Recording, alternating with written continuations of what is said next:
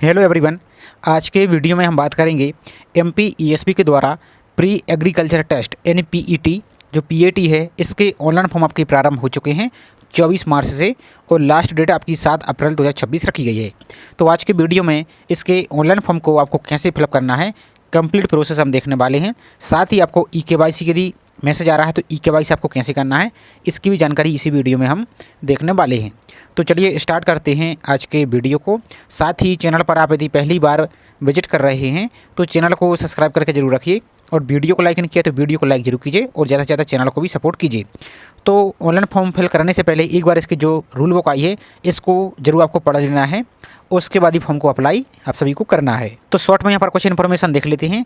आप यहाँ पर डेट देख लीजिए, 24 मार्च से प्रारंभ है, लास्ट डेट आपकी 7 अप्रैल रखी गई है और बाकी आपकी एग्ज़ाम आपकी 8 मई से यहाँ पर आपके एग्ज़ाम प्रारंभ हो जाएंगे। फीस की बात करें तो जो यूआर अभ्यर्थी हैं उनके लिए 500 रुपये और जो रिजर्व कैटेगरी के अभ्यर्थी उनके लिए 250 रुपये प्लस 60 रुपये पोर्टल चार्ज आपको दे होगा। बाकी सेप्ट देख सकते हैं एग्जाम का, कौन से सेप्ट में आपका एग्जाम होगा, इसकी क्वालिफिकेशन और एक बार हम देख लेते हैं। तो इस सभी जानकारी को आपको एक बार आप सभी को भी चेक कर लेना है। तो यहाँ पर जो आपके पाठ्यक्रम है, जैसे आपका बीएससी ऑनर्स कृषि, तो आपका 4 वर्ष का रहेगा। अब यहाँ पर इनकी आप सेंटर देख सकते हैं, प्रवेश की स्थिति। तो यहाँ पर क्या क्या रहेगी आपका, जैसे जबलपुर, रीवा, टीकमगढ़, आपका गंज बासौदा, बारासिवनी, इस प्रकार से रहेगा पूरा। प्रवेश हेतु योग्यता क्या है, तो साथ में देखिए आपको जैसे बीएससी आप एग्रीकल्चर करना चाहते हैं 4 वर्ष का है जो, तो उसमें 10+2 पद्धति से आपका विज्ञान समूह, जिसका फिजिक्स हो, केमिस्ट्री हो और आपका मैथ हो या फिर बायोलॉजी हो या एग्रीकल्चर हो तो भी अप्लाई कर पाएंगे। या फिर आपके पास कृषि समूह यानी एग्रीकल्चर से हो या कृषि के उपयोगी विज्ञान एवं गणित आपके पास हो या फल उत्पादन एवं उद्यान शास्त्र, पशुपालन, कुक्कुट, आपका जो कुक्कुट पालन के तत्व, या फिर विज्ञान समूह आपके जैसे जीव विज्ञान हुआ, रसायन हुआ या एग्रीकल्चर हुआ। तो इन कॉम्बिनेशन में सबके सब्जेक्ट हैं। तो आप इस एग्जाम को जो प्रवेश परीक्षा इसको दे सकते हैं और आप 4 वर्ष की एग्रीकल्चर को यहाँ पर आप स्नातक को कर सकते हैं। इसका जो बीएससी है आपकी ऑनर्स पानी की आपकी ये 4 वर्ष की है, तो आपके जवाहरलाल नेहरू कृषि विश्वविद्यालय के अंतर्गत जबलपुर रहेगा इसका। तो ये भी आपके सभी की सेम क्वालिफिकेशन यहाँ पर रहेगी। बाकी जो बीटेक है एग्रीकल्चर आपका ये 4 वर्ष का रहेगा, जो कि यहाँ पर देख सकते हैं आपके सेंटर है यहाँ पर। अब इसमें योग्यता क्या है, तो आपके पास भौतिकी यानी फिजिक्स हो 12th में, केमिस्ट्री हो, मैथ हो, अंग्रेजी हो, इन विषय आपके होना चाहिए। इसके साथ यहाँ पर 4 पाठ्यक्रमों की प्रवेश परीक्षा भी साथ सम्मिलित हो सकते हैं, जो इस वर्ष माध्यमिक शिक्षा मंडल प्रवेश की 10+2 पद्धति की कक्षा या समक्ष परीक्षा में यहाँ पर सम्मिलित हो चुके हैं या होने वाले, किंतु उन छात्रों को उपयुक्त पाठ्यक्रम हेतु चयन तभी मान्य होगा जब भी प्रवेश के समय आधारकारी जो 10+2 पद्धति। तो सिंपल बात है दी है, आपका अभी रिजल्ट नहीं आया जैसे 12th का, तो भी आप यहाँ पर फाइनल यानी आप रनिंग में चल रहे हैं, 12th आपने एग्जाम दे दिया है लेकिन आपका रिजल्ट नहीं आया है, तो भी आप इस फॉर्म को अप्लाई कर सकते, कोई आपको समस्या यहाँ पर नहीं है। बाकी इन सभी जानकारी को आप एक बार अच्छी तरीके से स्वयं भी पढ़ लीजिए, इसमें क्या कुछ टर्म एंड कंडीशन रहने वाली और यहाँ पर देख सकते हैं इसमें सेवा शर्तें क्या रहेंगी, टर्म एंड कंडीशन, इस सभी को आपको अच्छी तरीके से पढ़ लेना है और यहाँ पर बाकी इनको आप देख सकते हैं।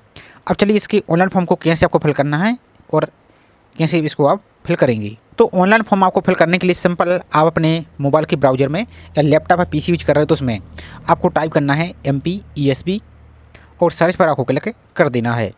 इसके बाद आपको जो ईएसपी दिख रहा है पहली लिंक, इसी लिंक पर आपको क्लिक करना है। इंग्लिश का ऑप्शन दिख रहा है, इस पर आपको क्लिक कर देना है। सबसे ऊपर ही देखिए आपको जो ऑनलाइन फॉर्म का ऑप्शन आपको दिख रहा है, इस पर आपको क्लिक करना है। अब जैसे इस पर क्लिक करते हैं तो आपका इस प्रकार का पेज दिखेगा। तो सबसे ऊपर ही आपको प्री एग्रीकल्चर टेस्ट आपको दिख रहा है यहाँ पर। इसके सामने जो पीडीएफ का आइकन दिख रहा है, इस पीडीएफ पर क्लिक कीजिए तो आपका नोटिफिकेशन यहाँ से डाउनलोड हो जाएगा, उसको आप पढ़ सकते हैं। इसका देखिए जो अप्लाई करने के लिए ये वाली आपको लिंक दिख रही है, इस लिंक पर आपको सिंपल से इस प्रकार से क्लिक कीजिए। क्लिक करने के बाद आपको जो चेक बॉक्स दिया है, इस चेक बॉक्स को इस प्रकार से टिक कर दीजिए। इस प्रकार से टिक कीजिए, आप इसको टिक करना है और आपको आगे बढ़ा पर सिंपल सा क्लिक आपको कर देना है। अब जैसे इस पर क्लिक करते हैं तो आपका इस प्रकार का पेज दिखेगा। तो यदि आपकी ईएसपी की प्रोफाइल पंजीयन बनी हुई है तो आपको अपना जो प्रोफाइल पंजीयन नंबर है वो आपको यहाँ पर फिल कर देना है। आपकी अपनी डेट ऑफ बर्थ को फिल कर देना है। इसके अब आपको जो 4+4 दिख रहा है तो यहाँ पर जो एंटर आंसर दिख रहा है यहाँ पर आप 8 फिल कीजिए। इस प्रकार से आपके कुछ और भी यहाँ पर अलग दिख सकता है, तो उसको सॉल्व करके यहाँ पर सत्यापित कर आगे बढ़ा पर आपको क्लिक करना है। और यदि पहली बार अप्लाई कर रहे हैं आप तो आपको जो प्रोफाइल रजिस्ट्रेशन का ऑप्शन दिख रहा है, इस पर क्लिक करके आप अपनी नई प्रोफाइल को यहाँ से आप बना लीजिए।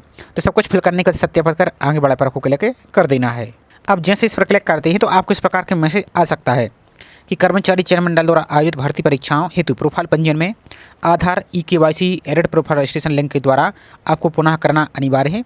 ई-केवाईसी पूर्ण प्रक्रिया आपको करने के उपरांत ही आप आवेदन करेंगे। तो जी यदि इसके में इस प्रकार का मैसेज दिख रहा है तो आपको ई-केवाईसी कैसे करना है, तो आगे आपको प्रोसेस देखेंगे।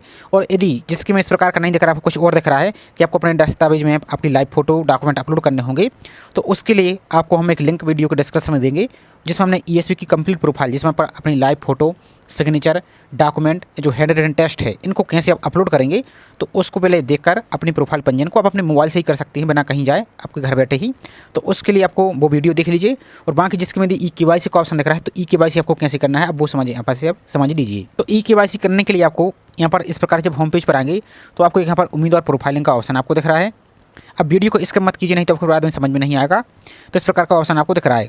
यहाँ पर आपको देखिए प्रोफाइल पंजीयन फॉर्म संशोधन, इसके सामने जो एरो का ऑप्शन दिख रहा है ये वाला, इसी एरो पर आपको सिंपल सा क्लिक कर देना है। अब जैसे इस पर क्लिक करते हैं तो आपका जो प्रोफाइल पंजीयन नंबर है वो यहाँ पर फिल कीजिए, आपका प्रोफाइल का पासवर्ड वो फिल कीजिए और इसके कैप्चा को यहाँ पर फिल करके प्रोसीड फॉर एडिट पर क्लिक करना है। अब आपके पास यदि प्रोफाइल पासवर्ड नहीं है तो कुछ नहीं करना, आपको होम पेज पर दोबारा से आइए। यहाँ पर इसके बाद देखिए यहाँ पर नीचे को आएंगे और यहाँ पर तो आपको एक ऑप्शन दिख रहा है यहाँ पर फॉरगॉट प्रोफाइल पासवर्ड। तो इसके सामने जो ये वाला लिंक दिख रहा है, इस लिंक पर आपको क्लिक कर देना है इस प्रकार से। अब जैसे इस पर क्लिक करते हैं तो आपका जो प्रोफाइल पंजीयन नंबर है वो दोबारा से फिल कीजिए। आप अपना जो प्रोफाइल में मोबाइल नंबर लिंक है वो मोबाइल नंबर यहाँ पर फिल कीजिए, इस कैप्चा को यहाँ पर फिल कीजिए और आपको सबमिट पर क्लिक करना है। तो आपका जो मोबाइल नंबर है उस पर एक मैसेज आएगा, उस मैसेज में आपको एक पासवर्ड लिखा रहेगा। अब पासवर्ड कैसा रहेगा, जैसे आपका मान लीजिए भी लिखा है, फॉर एग्जाम्पल भी कैपिटल में लिखा है, इस प्रकार से चिन्ह लगा है, मान लीजिए क्यू लिखा है स्मॉल में, तो जैसा कैपिटल स्मॉल जैसा भी लिखा है सेम आपको यहाँ पर फिल करना होगा, तभी आपका प्रोफाइल आपकी पंजीयन एडिट होगी। तो इस पर हम क्लिक करते हैं, दोबारा से संशोधन पर क्लिक करते हैं।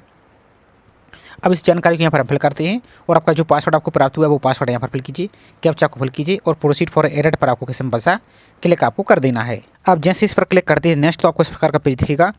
आपको यहाँ पर ई-केवाईसी करने के लिए आपको यहाँ पर देखिए दो ऑप्शन दिख रहा है, एक ई-केवाईसी OTP द्वारा सत्यापन, एक ई-केवाईसी बायोमेट्रिक द्वारा सत्यापन। तो आपका जो आधार कार्ड है, यदि आधार कार्ड में मोबाइल नंबर लिंक है तो पहली वाले ऑप्शन पर आपको टिक करना है। आप OTP के माध्यम से आप ई-केवाईसी को कर सकते हैं। और मान लीजिए यदि आपके आधार कार्ड में मोबाइल नंबर लिंक नहीं है तो फिर आपको बायोमेट्रिक थंब इम्प्रेशन के माध्यम से आपको थंब लगाना होगा, उस टाइम आपको फिर केवाईसी होगी। तो इसके लिए आपको फिर किसी साइबर कैफे या MP ऑनलाइन सेंटर पर जाना होगा, तो वहाँ जाकर आप बायोमेट्रिक थंब के माध्यम से अंगूठा लगाकर अपना ई-केवाईसी को करा सकते हैं। और यदि आपके आधार कार्ड में मोबाइल नंबर लिंक है तो पहले वाले ऑप्शन पर इस प्रकार से आपको क्लिक करना है और आपको आगे बढ़ा पर सिंपल से यहाँ से आपको क्लिक आपको सिंपल सा कर देना है। अब जैसे इस पर क्लिक करते हैं तो आपका जो भी आधार कार्ड लिंक होगा वो यहाँ पर नंबर आपको दिखेगा और यहाँ पर आपको जो चेक बॉक्स दिया है इस चेक बॉक्स को इस प्रकार से आपको टिक कर देना है, इस पर टिक कीजिए। और आपको जो कैप्चा दिख रहा है आपको यहाँ पर नंबर कुछ और भी शो हो सकता है, जैसे 5+2 दिख रहा है इस प्रकार से। तो यहाँ पर सिंपल सा आपका जैसे हम 7 फिल कर देते हैं। इसके बाद आपको जो दिख रहा है जनरेट ई-केवाईसी OTP, तो इस पर आपको सिंपल सा क्लिक आपको कर देना है। तो आपके आधार कार्ड में जो भी मोबाइल नंबर लिंक है उस पर एक आपको 6 डिजिट का OTP गया होगा, वो OTP यहाँ पर आपको फिल कर देना है। इसके बाद आपको जो चेक बॉक्स दिया, इन चेक बॉक्स को यहाँ पर आप टिक करेंगे और गेट डिटेल पर आपको सिंपल सा आपको क्लिक यहाँ से कर देना है। इसके बाद आप देखेंगे तो आपकी पूरी प्रोफाइल पंजीयन आपको दिख रही होगी, जैसे आपका नाम, एड्रेस, सब कुछ। यदि उसको भी चेंज करना है तो आप चेंज कर सकते हैं। बाकी यहाँ पर आएंगे तो एक ऑप्शन आपको दिख रहा है do you want to edit change your document, तो यहाँ से आप अपना फोटो को, सिग्नेचर को, हस्तलिखित घोषणा पत्र को, दस्तावेज को एडिट करना चाहते हैं यदि आप, तो वहाँ पर टिक करेंगे तो अपनी लाइव फोटो को यहाँ पर आप दस्तावेज को भी सुधार सकते हैं। और यदि आपका सिर्फ भाई आपको केवाईसी क्लिक करनी है, बाकी आपका सब कुछ सही है, तो आपको वहाँ पर टिक नहीं करना, आपको सिंपल नहीं पर आपको सिंपल सा टिक आपको कर देना है, नहीं पर आपको टिक करना है। देखिए आपके आधार कार्ड के अनुसार जो भी आपका डाटा है, आपकी फोटो है, वो यहाँ पर आपकी ई-केवाईसी के माध्यम से यहाँ पर शो हो जाएगी। इसके नीचे को जो घोषणा पत्र दिख रहा है इसको आप टिक कीजिए और पंजीकरण संशोधित करे पर आपको क्लिक कर देना है, तो आपकी प्रोफाइल पंजीयन यहाँ से संशोधित हो जाएगी। लेकिन बात आती है यदि आपको डॉक्यूमेंट, फोटो, सिग्नेचर भी अपलोड करना है, तो जो लिंक आपको हमने प्रोफाइल सुधारने की वीडियो के डिस्क्रिप्शन में दी है उसको आप देख लीजिए। तो उसके बाद आपको फिर ई-केवाईसी करने की आवश्यकता नहीं रहेगी, उसी टाइम आपको सब कुछ यहाँ पर हो जाएगा, तो उसको आप जरूर देखें। इतना सब कुछ करने के बाद अब आपको चलिए ऑनलाइन फॉर्म के पोर्टल पर चलना होगा। तो अब आपको ऑनलाइन फॉर्म के पोर्टल पर चलना है। अब आपके दोबारा से इस प्रकार का दिख रहा है, तो यहाँ पर आपको जो ऑनलाइन फॉर्म का आपको ऑप्शन दिख रहा है, इसी ऑनलाइन फॉर्म पर आपको क्लिक करना है। आपको चेक बॉक्स को टिक करना है, आगे बढ़ा पर क्लिक करना है। इसके बाद देखिए आपका जो प्रोफाइल पंजीयन नंबर वो यहाँ पर फिल कीजिए, आपकी जो डेट ऑफ बर्थ है वो डेट ऑफ बर्थ को यहाँ पर फिल कीजिए। इस प्रकार से कैलेंडर आ जाएगा। तो आपका जो ईयर है इस प्रकार से ईयर को सिलेक्ट कीजिए, आपका जो भी ईयर है इस प्रकार से अपना ईयर को सिलेक्ट कीजिए, आपकी डेट को सिलेक्ट कीजिए, इस प्रकार से जो भी आपकी डेट है, तो इस प्रकार से आपकी डेट ऑफ बर्थ फिल हो जाएगी। इसके बाद जो कैप्चा दिख रहा है इस कैप्चा को, इन दोनों को सॉल्व करके यहाँ पर फिल कीजिए और सत्यापित कर आगे बढ़ा पर क्लिक आपको कर देना है। तो इसके बाद देखिए आपके प्रोफाइल की जानकारी यहाँ पर ओपन हो जाएगी, आपकी फोटो भी यहाँ पर दिखेगी। इसके बाद देखिए आपका जो भी नाम है वो ऑटोमेटिक यहाँ पर फिल रहेगा। अभी हमने सिक्योरिटी पर्पज से रिमूव कर दिया है, तो यदि नाम में कोई मिस्टेक है तो अभी भी इसको आप सुधार सकते हैं। और आपका जो भी नाम है 10th के सर्टिफिकेट के अनुसार ही आपको स्पेलिंग फिल करनी है। एक बात ध्यान देना है, आपको ना तो आधार कार्ड ना तो पैन कार्ड किसी भी आधार पर फिल नहीं करना, आपको 10th की मार्कशीट आप सामने रखिए और जैसा उस स्पेलिंग उसमें चाहे सही लिखी हो चाहे गलत लिखी हो वही आपको फिल करना होगा। इस प्रकार से यहाँ पर फिल कीजिए। आपका यदि सुधारना है तो उसको सुधार सकते हैं। यदि आपका उपनाम है, मिडिल नेम है तो फिल कीजिए, नहीं तो इसको आप यहाँ पर एन भी लिख सकते हैं, कोई आपको समस्या यहाँ पर नहीं है। इस प्रकार से माँ के आपका पिता का नाम तो आपका ऑटोमेटिक यहाँ पर फिल रहेगा। यदि इसको एडिट करना है तो इसको सुधार सकते हैं। इसका देखिए आपकी नेक्स्ट डेट ऑफ बर्थ, तो यहाँ पर अपनी डेट ऑफ बर्थ यदि गलत लिखी है तो अब इसको भी सुधार सकते हैं। और नोट करके इन्होंने बोला यदि आपके आधार कार्ड में उपलब्ध जानकारी कक्षा 10वीं की मार्कशीट में उल्लेखित जानकारी जिसमें नाम हुआ, आपकी जन्म तिथि इनसे भिन्न है तो उसे हटाकर कक्षा 10वीं की मार्कशीट के अनुसार ही साथ साथ यहाँ पर देखिए लिखें। साथ ही इस बात का विशेष ध्यान रखें कि जिस नाम का उल्लेख आप आवेदन में कर रहे हैं, फॉर्म में आप कर रहे हैं, तो उससे संबंधित नियम पुस्तिका में उल्लेखित की गई आईडी प्रूफ को परीक्षा केंद्र पर ले जाना अनिवार्य होगा, अन्यथा आपको परीक्षा में बैठने नहीं दिया जाएगा। तो जो आपकी स्पेलिंग आपके 10th के सर्टिफिकेट में लिखी है वही आपकी आईडी प्रूफ में भी लिखी होनी चाहिए। यदि मान लीजिए आपके आधार कार्ड में कुछ और नाम लिखा है, 10th में कुछ और लिखा है, तो अभी फॉर्म में आप 10th के अनुसार ही फिल कीजिए। फिर आपको करना क्या है, अब आधार कार्ड को किसी आधार सेंटर पर जाकर आप अपने आधार कार्ड के नाम को 10th के अनुसार करवा लीजिए, तो आपको कोई समस्या फिर यहाँ पर नहीं होगी। इसका देखिए सबसे नीचे को रहेंगे पॉइंट नंबर 25 और 26। तो यहाँ पर पॉइंट नंबर 26 पर बोला गया है कक्षा 10वीं देख सकते हैं 10+2 अंक सूची अथवा प्रवेश पत्र जो भी हो तो आपका 10th की मार्कशीट होगी तो के अनुसार अभ्यर्थी का विवरण, तो आपका प्रथम नाम यहाँ पर फिल करना है। आपका फर्स्ट नाम जैसे आपका नाम है फॉर एग्जाम्पल के लिए अजय कुमार, तो यहाँ पर आप फिल करेंगे अजय। और आपका मिडिल लास्ट नेम है तो यहाँ पर सरनेम, तो यहाँ पर कुमार फिल करेंगे। यदि नहीं है तो आपको एन लिख देना, इस प्रकार से एन लिख देना है। 10th के अनुसार आपको कंफर्म करना है। आपकी पिता का नाम भी फिल कीजिए दोबारा से, और आपकी जो डेट ऑफ बर्थ है उसको दोबारा से आपको फिल कर देना है। इसके बाद आपको आगे वाला का जो ऑप्शन दिख रहा है इस पर आपको सिंपल सा क्लिक आपको कर देना है। तो इसके बाद देखिए नेक्स्ट पेज आपका ओपन हो जाएगा। इस प्रकार से पॉइंट नंबर 27 पर आएंगे। अब यहाँ पर आपको क्लास सेलेक्ट करनी है। यदि आप स्वतंत्रता सेनानी फ्रीडम फाइटर हैं तो उसको टिक कीजिए, सैनिक हैं तो उसको टिक कीजिए, कृषक हैं तो उसको टिक कीजिए, और इनमें से यदि कुछ भी नहीं है तो बिना वर्कर भी आप टिक कीजिए। यदि इनमें से कुछ नहीं, यदि आप कृषक हैं तो उसको टिक करेंगे, और यदि कुछ भी इनमें से कुछ भी नहीं तो बिना वर्ग भी यहाँ पर आप टिक कर सकते, कोई समस्या आपको यहाँ पर नहीं है। इसके बाद देखिए नेक्स्ट है कि आप जम्मू कश्मीर कि आप जम्मू एवं कश्मीर के विद्यार्थी होने के कारण बीएससी ऑनर्स कृषि हेतु प्रधानमंत्री विशेष छात्रवृत्ति योजना का लाभ लेना यहाँ से आप चाहते हैं। यदि आप जम्मू कश्मीर के निवासी तो, नहीं तो आपको नो पर ही क्लिक करना है इस प्रकार से। इसके देखिए नेक्स्ट है कि आप नियम क्रमांक 1.8 जो आपकी रूल बुक में दी है उसके अनुसार बीएससी वानिकी पाठ्यक्रम में प्रवेश हेतु के अनुसार प्रवेश हेतु शारीरिक योग्यता आप रखते हैं, तो यहाँ पर आपको वहाँ पर इस प्रकार से टिक कर देना है आपको। अब यहाँ पर देखिए शारीरिक योग्यता यहाँ पर देखेंगे तो यहाँ पर 1.8 पे बोला गया है। यहाँ पर हाइट यहाँ पर 163 सेंटीमीटर होनी चाहिए, और चेस्ट आपका 84 सेंटीमीटर यहाँ पर होना चाहिए, और मिनिमम यहाँ पर देख सकते हैं बाकी जो गोरखा और कुमायूं इनकी है तो इनकी 152 सेंटीमीटर हो। और जो कैंडिडेट यहाँ पर बी और सी सर्टिफिकेट आपके पास एनसीसी है तो आपको यहाँ पर एक्स्ट्रा वेटेज मिलेगा, प्रेफरेंस आपको दी जाएगी। तो इस प्रकार से इनको आपको चेक कर लेना है। यहाँ पर यदि नहीं है तो आपको नहीं पर टिक करेंगे आप, तो यहाँ पर नहीं है तो नहीं पर टिक कीजिए। और यदि आपकी शारीरिक योग्यता है 163 सेंटीमीटर इससे ज़्यादा तो आपको वहाँ पर ही टिक करना है। इसके अनुसार देखिए नेक्स्ट टिक कि आप नियम पुस्तिका जो नियम क्रमांक है 1.81 के अनुसार प्रवेश हेतु स्वस्थ अर्हता रखती हैं, तो यहाँ पर आपको वहाँ पर टिक करना है। यहाँ पर स्वस्थ अर्हता पढ़ेंगे जब यहाँ पर स्नातक उपाधि के लिए चयनित अभ्यर्थी को यहाँ पर इन सभी को आप पढ़ेंगे, तो यही बोला गया है, तो आपको यहाँ पर टिक करना है। इसके बाद देखिए नेक्स्ट है कि आप एनसीसी बी सर्टिफिकेट या सी सर्टिफिकेट धारक हैं, यदि हैं तो हाँ, नहीं तो आपको नहीं पर टिक करना है। अब इसके बाद देखिए नेक्स्ट है कि आप माध्यमिक शिक्षा मंडल जो 10+2 पद्धति की कक्षा 12वीं की कक्षा या इसकी समकक्ष न्यूनतम 45% से उत्तीर्ण हैं, तो यहाँ पर आपको वहाँ पर टिक करना है। इस प्रकार से यहाँ पर आपको वहाँ पर टिक करना है। अब यहाँ पर देखिए इन्होंने क्या बोला है, ध्यान से देखिए कि आप वर्ष 2025-26 की नियम पुस्तिका के अनुसार आप 12वीं कक्षा की परीक्षा में सम्मिलित हो रहे हैं। यदि आपने 12th का एग्जाम अभी दिया है लेकिन आपका अभी रिजल्ट नहीं आया है, तो फिर यहाँ पर आपको यहाँ वाले ऑप्शन पर आपको नहीं पर टिक करना है, और यहाँ पर आपका ऑटोमेटिक यहाँ पर टिक हो जाएगा। और यदि आप 12th पास हैं तो यहाँ पर आपको वहाँ पर टिक करना है, तो यहाँ पर आपका ऑटोमेटिक नो हो जाएगा। तो इस प्रकार से आपको देख लेना है। यदि आप 12th के अपने एग्जाम दिया है और आपका रिजल्ट नहीं आया है तो यहाँ पर नहीं पर टिक करेंगे, यहाँ पर आपका ऑटोमेटिक यहाँ पर हो जाएगा। तो आपको हमने 2 बार बता दिया है, आई होप आप इस गलती को यहाँ पर नहीं करेंगे। इस प्रकार से रहेगा, जैसे यहाँ पर हम ऑलरेडी पास हैं तो इसको यहाँ पर हम टिक कर देते हैं, तो आपका ऑटोमेटिक नो हो जाएगा। अब इसके बाद देखिए नेक्स्ट विषय कोर्स सब्जेक्ट आपको सिलेक्ट करना होगा कि जिन में आप यहाँ पर अध्ययन करना चाहते हैं, तो यहाँ पर आपका देखिए पाठ्यक्रम दिया है और यहाँ पर विषय समूह दिया गया है। तो इनमें से देखिए अब जैसे BTech agriculture, BSc honours agriculture, BSc horticulture, BSc honours forestry या बीएससी एग्रीकल्चर, तो यदि इनको करना चाहते हैं तो आपके पास इनमें से विषय होना चाहिए फिजिक्स, केमिस्ट्री और मैथ। यदि है तो इस प्रकार से पेपर कोड एक इसका ए है तो इसको ए पर टिक कीजिए, ध्यान से देखिए। और यदि मान लीजिए आप BSc honours agriculture, BSc horticulture, BSc forestry या बीएससी एजी करना चाहते हैं एग्रीकल्चर, तो आपके पास भौतिकी, रसायन और जीव विज्ञान यहाँ पर है, तो इसको यहाँ पर बी पर टिक कीजिए। इस प्रकार से किसी एक को यहाँ पर आप टिक कर पाएंगे एक बार में। इसके देखिए नेक्स्ट है, यदि आप बीएससी ऑनर्स एग्रीकल्चर, बीएससी यहाँ पर देखेंगे आपके पास इनमें से सब्जेक्ट हैं। ध्यान से देखिए, आपके पास फिजिक्स केमिस्ट्री है तो इसको टिक कीजिए आप बी वाले को। यदि आपके पास एग्रीकल्चर है या एग्रीकल्चर 10+2 इनमें से करना चाहते हैं तो सी को टिक कीजिए। इसी प्रकार से आप देखिए आपका सब्जेक्ट जैसे 12th में भौतिकी, रसायन और एग्रीकल्चर रहा है यहाँ पर, तो आपके एक कोर्स रहेंगे, तो आप फिर डी को टिक कीजिए। आपको ध्यान से देखते जाना है। और यदि आपका जीव विज्ञान, रसायन विज्ञान और एग्रीकल्चर रहा है 12th में, तो आपके एक कोर्स रहेंगे, तब को फिर पेपर कोड ई को टिक कीजिए। इस प्रकार से आपका ये रहेगा। ध्यान से देखते जाइए, आपको यहाँ पर गलती नहीं करनी है। तो जैसे यहाँ पर मान लीजिए फॉर एग्जाम्पल के लिए हमारा फिजिक्स केमिस्ट्री और बायोलॉजी 12th में, तो पेपर कोड बी को इस प्रकार से टिक कर देते हैं। आपको इसी प्रकार से आपको टिक करना होगा, इसमें आपको गलती नहीं करनी है।